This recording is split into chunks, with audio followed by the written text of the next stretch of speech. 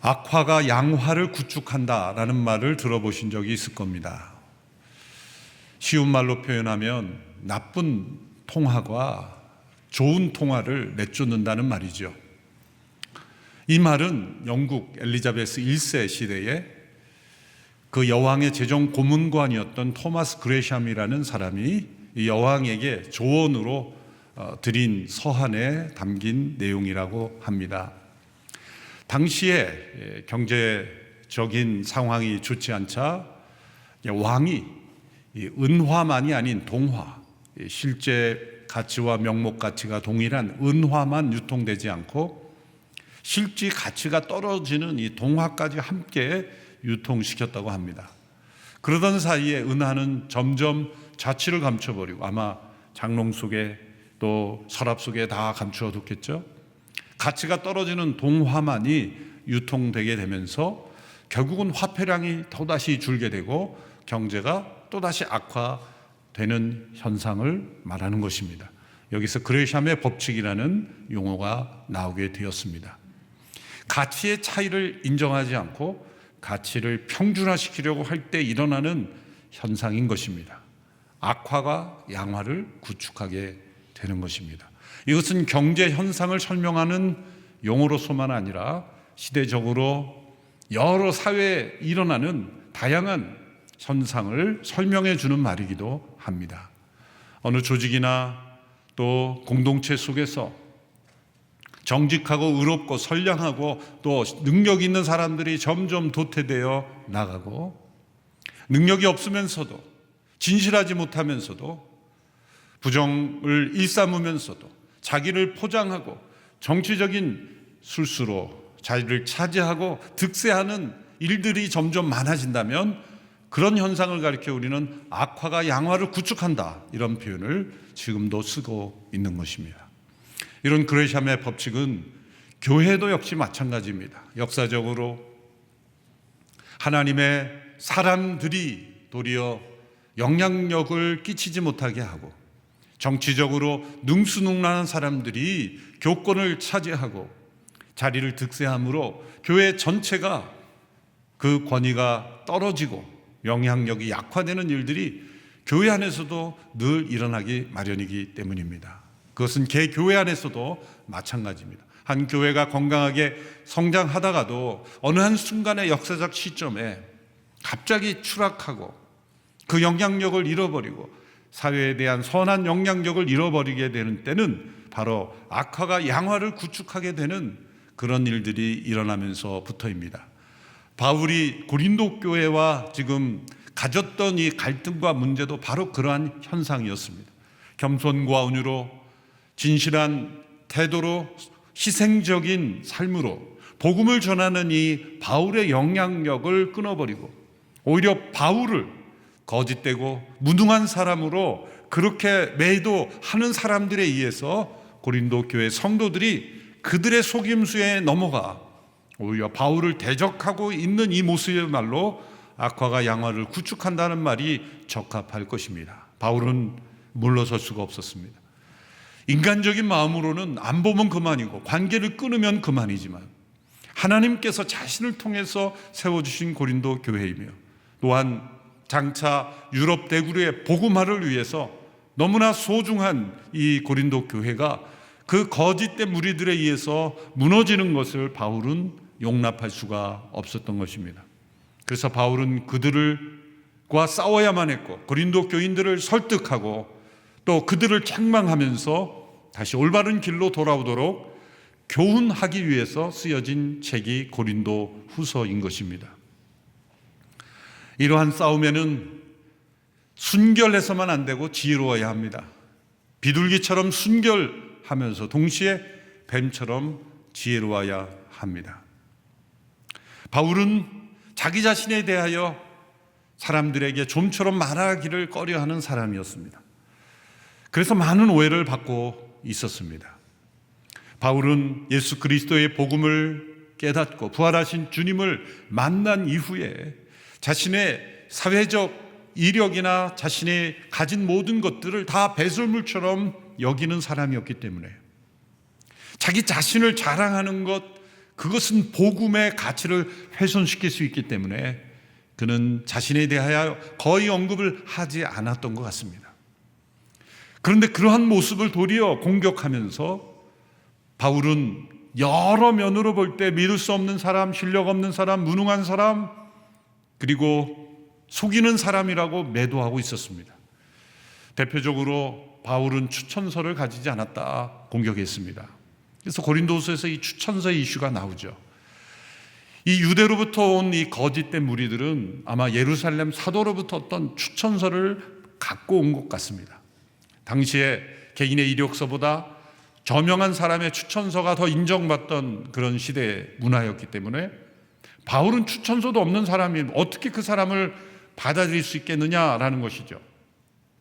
바울은 추천서가 필요 없는 사람이었습니다. 예루살렘 사도들과 동등하게 부활하신 주님으로부터 직접 부르심을 받은 사람이었기 때문입니다. 추천서가 필요하느냐? 바로 너희들이 나에 대한 추천서다. 너희들이 바로 나에 대한 그리스도의 편지다. 사도 바울이 그렇게 호소했습니다. 또 사도 바울이 말이 어눌한 걸 가지고 공격했습니다. 바울은 지식에 있어서는 율법에 정통한 사람이요, 또한 로마서와 같은 서신을 쓸 수 있는 지적 능력이 있었던 사람입니다. 그러나 말에 언변에 있어서는 어눌했던 사람입니다. 고린도후서에서도 본인이 인정하죠. 내가 말에는 어눌하나 지식에는 그렇지 않다, 그렇게 항변하죠. 우리 학교 다닐 때도 선생님들 가운데 학문적으로는 매우 깊은 분이 있죠. 책을 쓰면 정말 강의를 듣고 싶은 분이 있는데 강의실에 들어가면 모두를 잠재우는 능력을 가지신 분이 있죠. 가진 지식과 표현은 다를 수 있다는 것을 우리가 많이 체험합니다. 너무 아시는 것이 많아서 뭘 어떻게 어디서부터 순서대로 설명해야 될지 그 은사가 없기 때문에 너무 두서없이 말해서 듣는 학생들이 오히려 후회하게 만드는 그런 교수님들이 있습니다. 바울이 바로 그 부류의 사람이었죠. 어쩌면 바울이 언변의 능력까지 있었다면 자기 자신에 도취될까 봐 하나님께서 그런 은사는 주시지 않은 것 같습니다. 그러나 그런 분들을 통해서도 하나님께서 역사하십니다. 복음은 인간의 지혜로 만들어진 것이 아니기 때문이죠. 그러나 말에 어눌한 이 바울을 공격하면서 봐라, 그 말도 제대로 못하는 사람인데 어떻게 그를 믿을 수 있느냐? 바울이 여행 계획을 변경하자 신실하지 못한 사람이다, 성령의 인도하심을 따라 살아가는 바울을 도리어 믿을 수 없는 사람이라고 말했어요. 예루살렘 교회를 위하여 구제 헌금을 모금하는 걸 가지고 사익을 취하는 위선자라고 공격하기도 했죠. 당시에는 오늘 같은 은행 시스템이 없기 때문에 투명한 그런 자금 지원이 어려웠던 것은 분명합니다. 배달하는 사람이 가로채거나 혹은 강도를 만나면 복구할 기회가 없는 그런 시대였기 때문에 사도 바울이 모든 교회들, 아시아 유럽의 교회들에게 연락을 해서 예루살렘 기근에 처한 이 예루살렘 교회를 도와야 된다는 모금을 계속했죠. 고린도후서 8장 9장에도 이 헌금에 대한 내용이 나옵니다. 예루살렘 교회를 위한 헌금에 너희들로 참여해야 된다. 마게도니아의 이 빌립보 교회는 가난 속에서도 참여하는데 고린도 교회가 있는 고린도 도시는 부자 도시 아니냐? 당신들도 기쁨으로 참여해야 된다. 이렇게 담대하게 말하죠.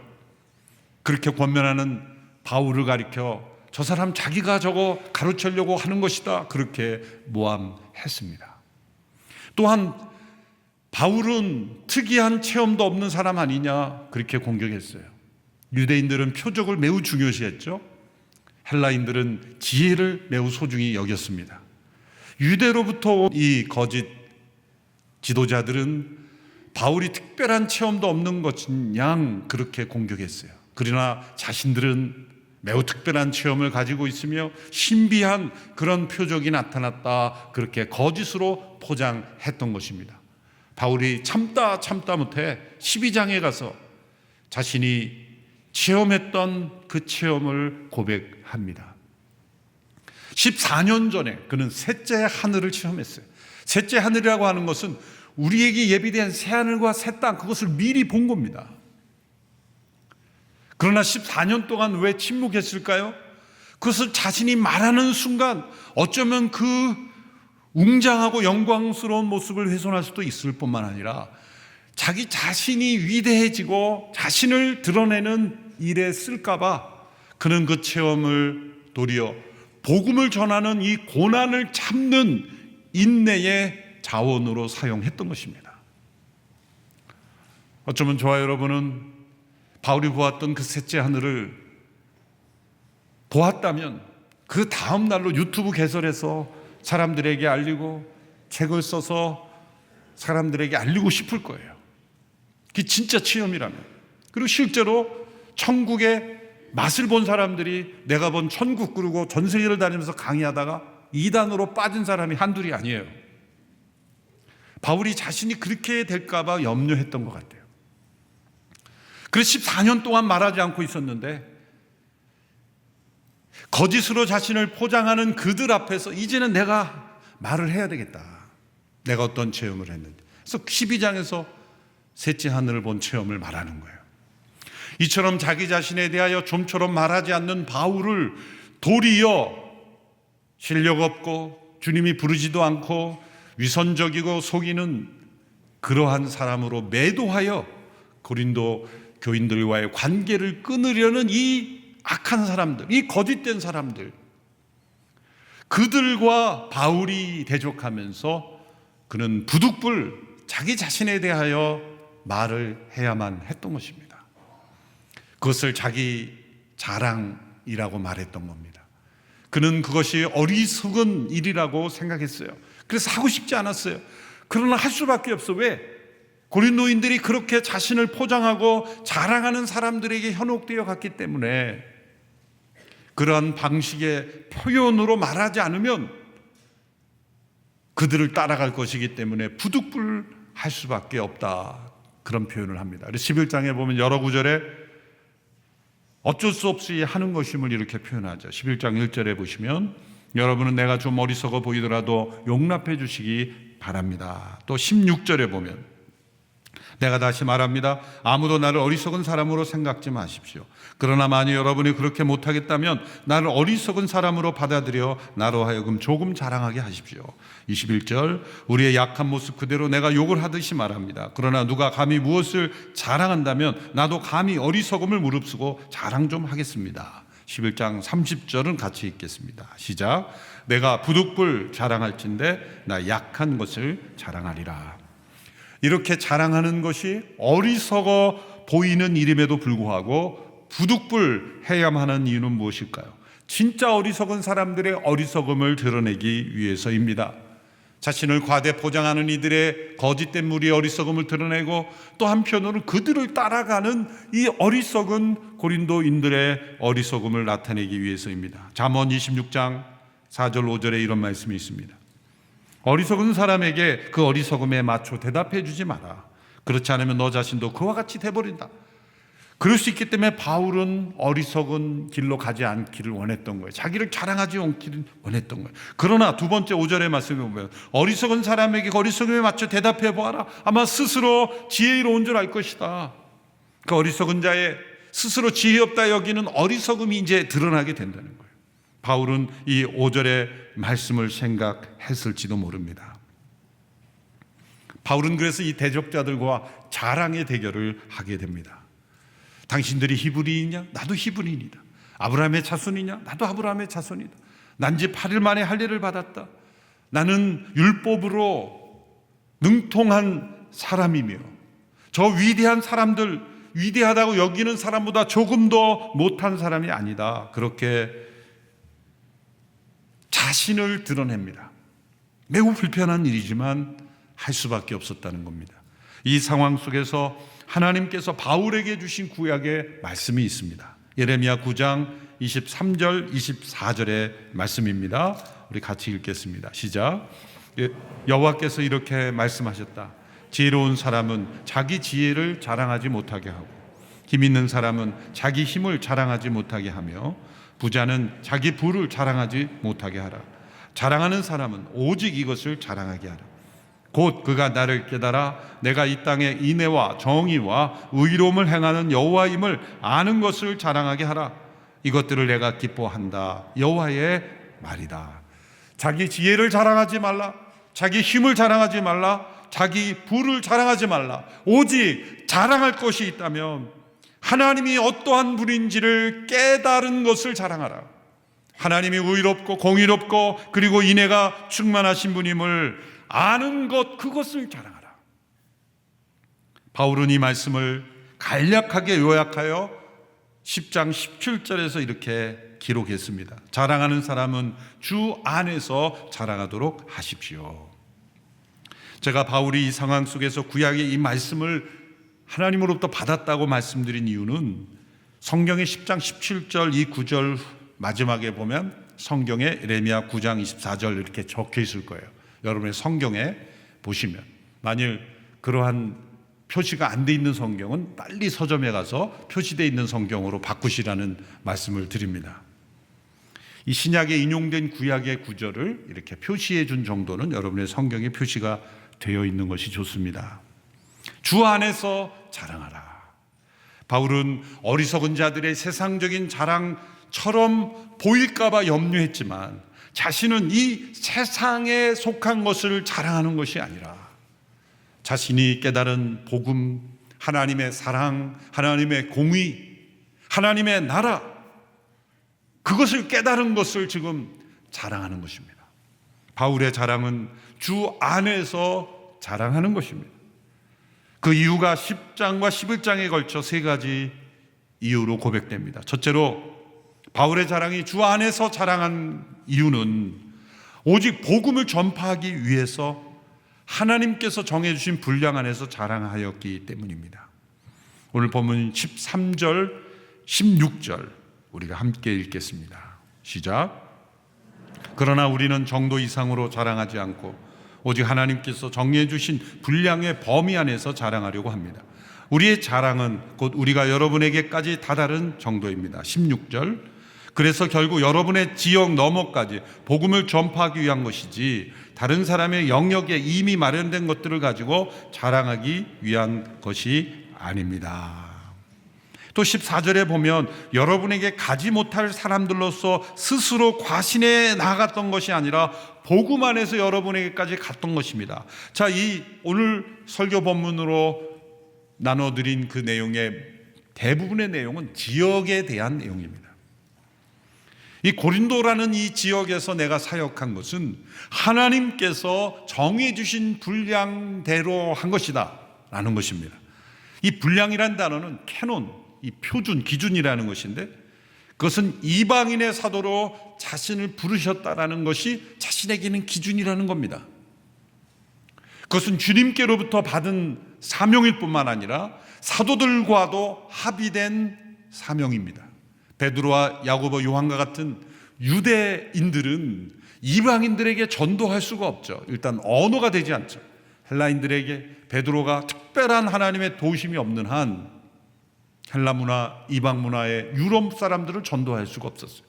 그러나 다소에서 자라나 공부한 헬라어가 능통한 이 바울은 헬라어로도 복음을 전할 수 있었기에 하나님께서 이방인의 사도로 바울을 부르셨습니다.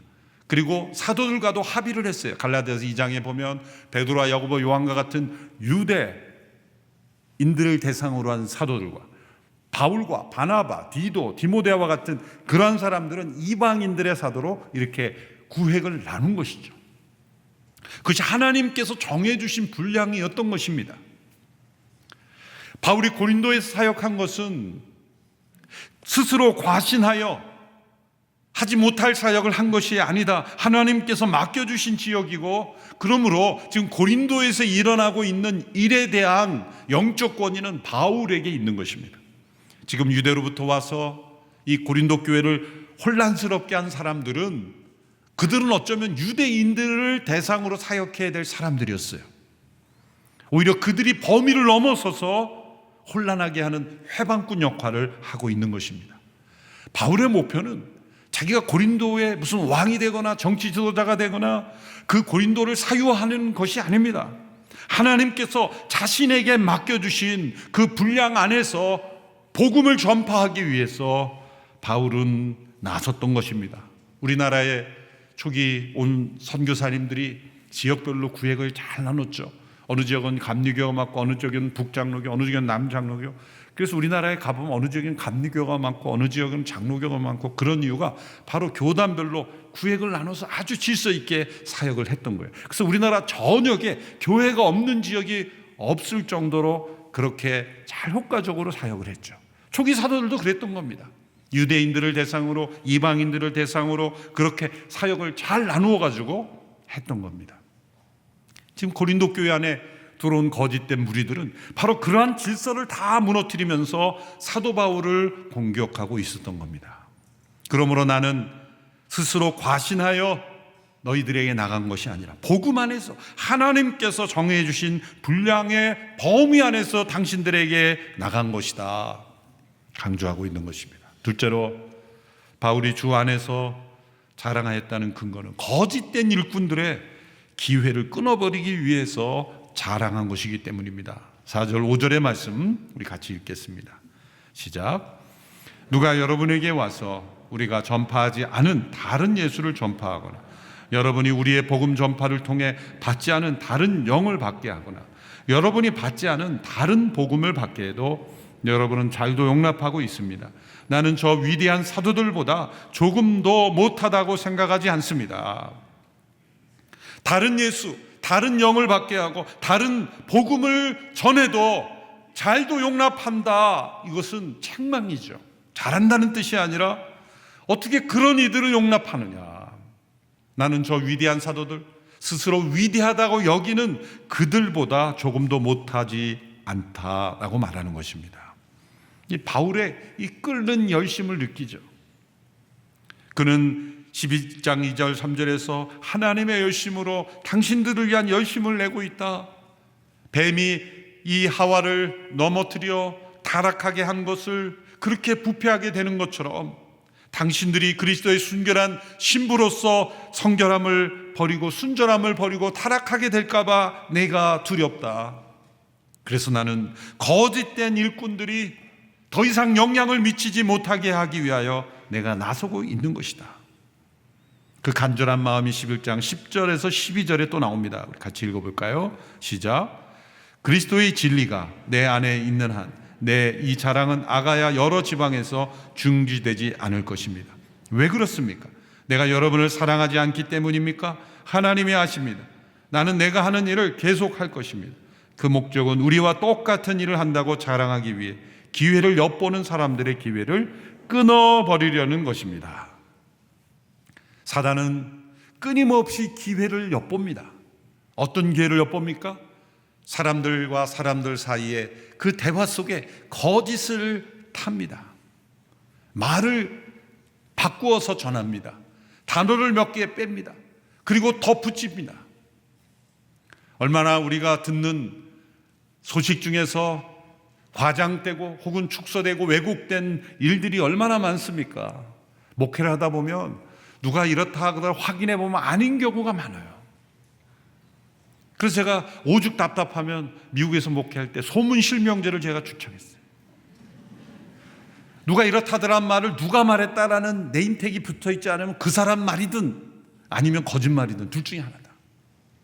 누가 말했다라는 그 정보가 붙어있지 않은 것은 받아들이지 말자라는 운동이 소문 실명제예요.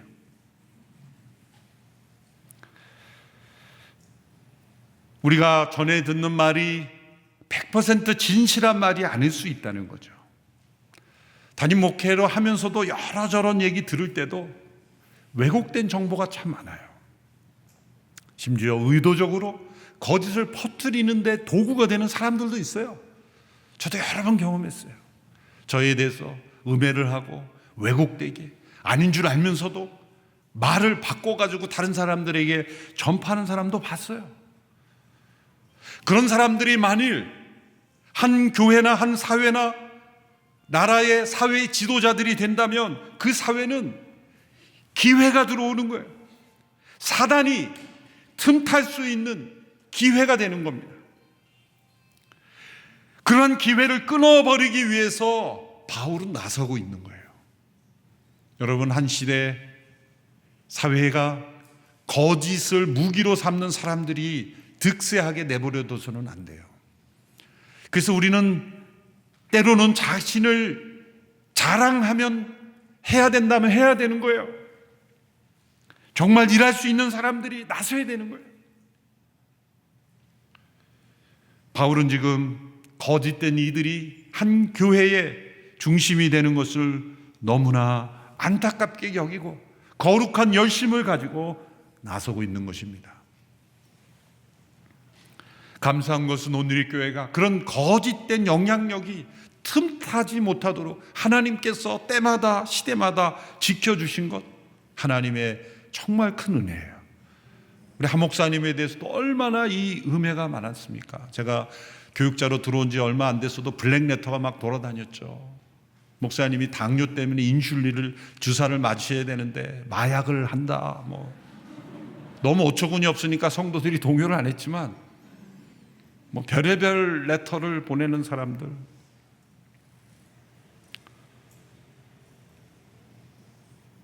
서울시내 어느 교회 목사님이 그렇게 하소연해요. 본인에 대해서 본인을 끌어내리려고 그렇게 음해를 하는 사람들이 있다는. 근데 겉으로 보면 멀쩡히 예배드리고 손 높여 찬양하고 어떻게 구분할 수가 없는 거예요. 주님을 찬양하는 모습은 뭐고 저렇게 거짓으로 소문을 퍼뜨리는 모습은 뭔지. 고린도 교회의 문제만이 아닙니다. 이것은 교회만의 문제가 아니죠. 사회를 보면 똑같은 정보를 가지고 거짓으로 그렇게 소식을 전하고 퍼뜨리는 사람들, 그러한 거짓의 기회를 끊어버리는 노력도 있어야 되는 거예요. 그래야 악화가 양화를 구축하지 않습니다. 셋째로 바울은 무엇보다도 자신의 연약함을 자랑하였습니다. 이것이 다른 거짓된 사람들과 타이점이죠. 거짓된 사람들은 언제나 자신의 잘난 척만 합니다. 자신이 위대하라고만 말합니다. 탁월함만을 자랑합니다. 진실한 사람인가 아닌가는 자신의 허물과 연약함을 솔직하게 드러내는 사람인가 아닌가를 보면 돼요. 우리가 함께 공동체를 이루고 만나는 여러분 주변에 있는 사람 가운데 자기 자랑만, 세상적인 자랑만 늘어놓는 사람은 거리를 두십시오. 자신의 연약함, 부족함을 솔직하게 기도 제목으로 나누는 사람과는 친구가 되십시오. 왜냐하면 그 속에 하나님의 임재가 나타날 수 있고 복음의 능력이 나타날 수 있고 무엇보다도 그리스도의 십자가의 능력이 나타날 수 있기 때문입니다. 사도 바울은 고린도서 11장 30절에 이렇게 고백했죠. 같이 읽어보겠습니다. 시작. 내가 자랑해야 한다면 나는 내 약한 것들을 자랑하겠습니다. 바울은 그들과 똑같이 세상적인 자랑으로 대결하지 않고 복음 안에서 자신의 연약함을 자랑했어요. 자신이 얼마나 복음을 전하며 위험 속에 처해 있는지를 자랑해요. 그래서 11장 24절에 보면은 유대 사람들에게 40에 하나 감한 매를 5번이나 맞았고 3번 채찍으로 맞았고 1번 돌로 맞았고 3번이나 파선을 당했고 밤낮 꼬박 하루를 바다에서 헤맨 적도 있다. 이 숫자가 정확하게 나와요. 5번 맞았고 3번 채찍 1번 돌로. 어떻게 이렇게 숫자를 정확히 기억하? 한번 맞아보세요. 기억이 안 나나? 바울이 말하고 싶은 건 이런 고난을 받는데도 기적적인 일로 하나님이 나를 지켜주지 않았다는 거예요. 어떻게 보면 그냥 돌 던지면 맞는 거예요. 돌이 갑자기 부서지거나 기적이 일어나지 않았다는 거예요. 그리스도의 복음은 우리가 신비한 존재가 되는 것이 아니라 세상의 어떤 고난도 무너뜨릴 수 없는 영적 신비의 능력이 우리 가운데 있다는 걸 보여주는 거예요. 그래서 자신이 어떤 위험 속에 처해 있는가를 고백합니다. 수치스러운 자신의 체험도 고백합니다. 다메섹에서 왕의 관리가 자신을 체포하려 할 때 성에서 광주리를 타고 내가 그 손에서 벗어났다. 점잖게 표현한 거죠. 그 손에서 벗어났다. 이게 점잖은 표현이지만 도망쳤다는 거예요. 어떻게 보면 수치스러운 자신의 모습이죠. 다 나의 약함이라는 거예요. 그러나 나의 약함을 통해서 그리스도의 능력이 나타난 것이다. 그리스도의 복음은 우리가 이 세상에서 강해지는, 세상적인 방법으로 강해지는 것이 아니라 세상적인 방법으로는 다 지지만 결코 무너뜨릴 수 없는 영원한 십자가의 능력이 우리 가운데 있다. 그래서 우리는 약함을 자랑할 수 있다는 거예요. 어느 모임에서 사모님들이 만났는데 각자 자기 남편 목사의 허물, 연약함, 부족함을 말하면서 이렇게 때로 부인들이 그렇게 스트레스를 풀잖아요. 근데 어느 사모가 그랬다는 거예요. 우리 남편은 흠이 없는 게 흠이라고. 모두가 경악을 하는 거죠. 그런 분하고는 교제하면 안 돼요. 만들어서 말할 필요는 없지만 흠이 없는 사람이 누가 있겠습니까? 빌리 그레함 목사님 사모님 앵 그레함 사모님에게 누가 질문했다는 거죠. 빌리 그레함 목사님이 혹시 미운 적 없습니까? 그랬더니 제가 남편을 미워하다니요. 죽이고 싶은 때는 있었습니다만 미워하진 않았다 그랬다는 거예요. 우리의 삶의 연약함을 서로 나누고 우리는 이렇게 약하지만 우리 안에 살아계신 예수 그리스도의 복음의 능력이 우리 가운데 나타나는 것이 우리의 자랑이 되어야 할 줄로 믿습니다. 사람은 무엇을 자랑하는가가 그 사람의 인격이요 곧 신앙입니다. 자신의 어리석은 줄 알아야 하나님의 지혜를 자랑하며 자신이 연약한 줄 알아야 하나님의 능력을 자랑하게 됩니다. 자신이 아무것도 아닌 줄 알아야 모든 것 대신 하나님을 자랑하게 될 것입니다.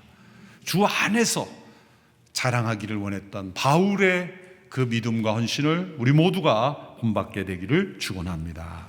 기도하겠습니다. 살아계신 하나님, 복음이 전파되기만을 소원하고 그리스도의 십자가만을 자랑하기 원했던 사도 바울의 그 순수한 믿음이 우리의 믿음이 되게 하옵소서. 예수님의 이름으로 기도합나이다. 아멘.